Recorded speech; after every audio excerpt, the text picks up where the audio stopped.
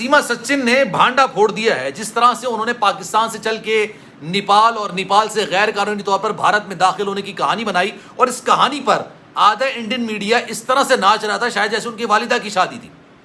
اب اس سارے معاملے کا ڈراپ سین ہو گیا. پچھلے 24 گھنٹے سیما سچن کو غائب کیا گیا, اور یہ غائب بھی کسی اور نے نہیں بلکہ بھارتی خفیہ ایجنسی کے اہلکاروں نے کیا.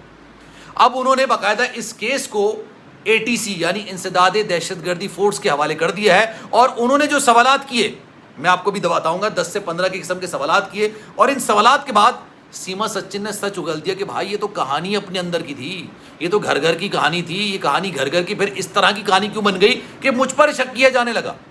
میں آپ کو بتاتا ہوں کہ اس کے موبائل سے جو چیزیں برآمد ہوئی ہیں نا, انسداد دہشت گردی والے بھی حیرت زدہ ہو گئے کہ یہ معاملہ تو اپنا ہی نکلا ہے. بسم اللہ الرحمن الرحیم. السلام علیکم, آپ سبھی کو خوش آمدید. میں ہوں سلمان مرزا اور آپ دیکھ رہے ہیں میرا یوٹیوب چینل اور Facebook page sum up with Salman Mirza. جناب کیسے ہیں آپ لوگ؟ میں امید کرتا ہوں آپ جہاں ہوں خیر و عافیت سے ہوں, صحت مند ہوں, تندرست ہوں, اور یہ ویڈیو دیکھنے کے لیے آپ سبھی نے وقت نکالا ہے. تو ویڈیو کے آغاز میں تہہ دل سے آپ سبھی کا میں شکریہ ادا کرتا ہوں. جناب سیما حیدر پاکستان میں تھی تو سیما حیدر تھی, انڈیا گئی تو سیما سچن بن گئی, اور سیما تو لانگ دی, لیکن یقین جانیے جس طرح سے انہوں نے روانی کے ساتھ جھوٹ بولا, اور کہتے ہیں جھوٹ کے پاؤں ہوتے نہیں ہیں. اب ان کا جھوٹ بیچ چوراہے پر آ کے اس کی ہنڈیاں پھوٹ گئی. ان کا کیس اب بے نقاب ہو گیا ہے. جس طرح سے معاملات کو لے کے چل رہی تھی, ان کے سین کا ڈراپ سین ہو گیا ہے. اب ان کا کیس کہاں منتقل ہوا ہے, ان سے 10 ایک ایسے سوالات کیے گئے جس کے بعد یہ سچ بولنے پر مجبور ہو گئیں. انہوں نے جس طرح سے پاکستان کی برائی کی, انہوں نے جس طرح سے مسلمانوں کی برائی کی, انہوں نے جس طرح سے انڈیا کو اپنے دل سے اپنایا, تو انڈین میڈیا تو ایسے پاگل ہو رہا تھا جیسے ان کی والدہ کی شادی ہو رہی ہو. مطلب ان کو دلی کے اندر بارشوں کے بعد تباہی نظر نہیں آ رہی. اہم شاہراہیں, اہم گلیاں ان کی ندی نالوں کا منظر پیش کر رہی ہیں, یہ ان کو نظر نہیں آ رہا. ان کو نظر آ رہی ہے تو جناب سیما سچن. اور بڑے مزے کی بات میں آپ کو بتاتا ہوں کہ یہ کیس کہاں منتقل ہوا, اور پچھلا پورا ایک دن سیما سچن کو کہاں غائب رکھا گیا, اور یہ غائب کس نے کیا؟ بھارتی خفیہ ایجنسی کے اہلکاروں نے. اب یہ کیس ہوا کیا, مطلب اب عدالت کے اندر سیما سچن کی ضمانت اسی بنیاد پر ہوئی تھی کہ وہ سچن کا گھر چھوڑ کے نہیں جائیں گے. اسی بنیاد پر ان کی ضمانت ہوئی. ساتھ ساتھ جب اس کیس کی تحقیقات چل رہی ہیں تب وہ علاقہ چھوڑ کے نہیں جائیں گی. ان سے کئی سوالات کیے گئے, بھائی 3 پاسپورٹ آپ کے پاس سے کیسے برآمد ہوئے, آپ کے پاس سے ایک NIC کیسے برآمد ہوا, 3 موبائل تھے, 5 سم تھیں جس میں سے ایک موبائل ٹوٹا ہوا تھا, یہ تمام چیزیں کیسے ملی آپ کو. اور یقین جانیے آپ آج انگلش سیکھنا شروع کریں گے نا, اگر آج کوئی بھی زبان سیکھنا شروع کریں, لیٹ سپوز آپ جرمنی نہیں جانتے, جرمنی کی جو زبان ہے وہ آپ نہیں جانتے ہیں, آپ کو جرمن کی زبان تو آ جائے گی لیکن ان کا لہجہ نہیں آ پائے گا. میں بہت دور کی بات نہیں کرتا, ایک ہی ملک میں اگر صوبے ہوتے ہیں نا, جیسے میں اگر سندھ میں بیٹھا ہوں تو میں پنجاب کی زبان تو سیکھ لوں گا, پنجابی سیکھ لوں گا, لیکن پنجابی لب و لہجہ سیکھنا میرے لیے بڑا مشکل ہوگا, اور اس کے لیے مجھے ٹائم گزارنا پڑے گا.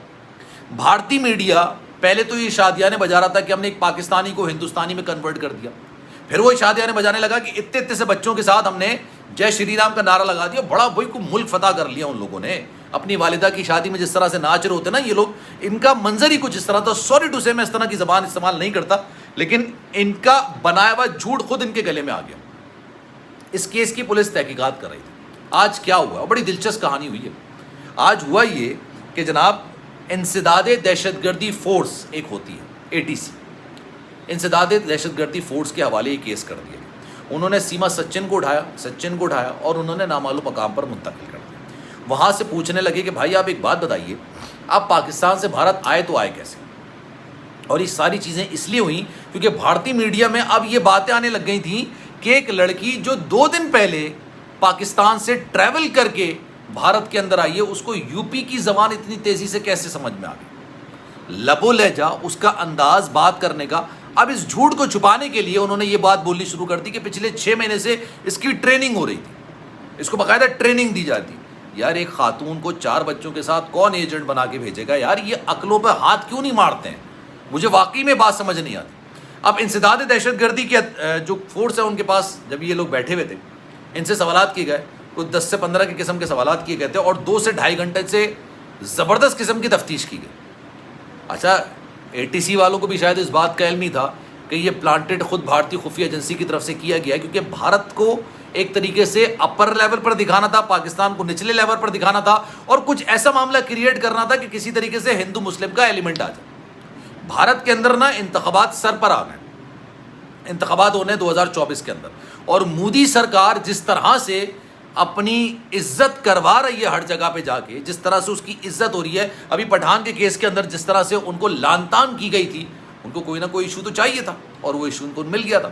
انہوں نے دہلی کی طرف سے نظریں ہٹائیں اور ساری نظریں انہوں نے سیما سچن پر ڈالی.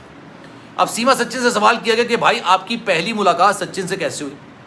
پھر ان سے پوچھا گیا کہ آپ پاکستان سے بھارت آئیں کیسے, آپ دبئی کس طرح سے گئیں, آپ نے ٹریول کب کیا, آپ نیپال کیسے گئی, نیپال نے کس کے غیر قانونی طور پر آپ کو حوالے کیا. پھر آپ کو آدھار کارڈ ایک ہوتا ہے, جیسے ہمارے یہاں NIC ہوتا ہے نا, نیشنل آئیڈینٹی کارڈ, یا وہ آپ شناختی کارڈ بھی آپ اس کو کہہ سکتے ہیں, ان کیا ہوتا ہے آدھار کارڈ. یہ آدھار کارڈ آپ نے کیسے بنایا؟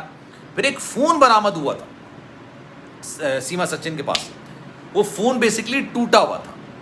اب بھارتی خفیہ ایجنسیوں کو یہ چل ہو گئی کہ بھائی یہ ٹوٹا کیسے, آپ نے کس طرح سے توڑا. اور میں مزے کی بات بتاؤں, جب یہ کیس عدالت کے اندر چل رہا تھا تب اس کی ضمانت کسی اور نے نہیں بلکہ بھارتی خفیہ ایجنسی کے اہلکاروں نے کی.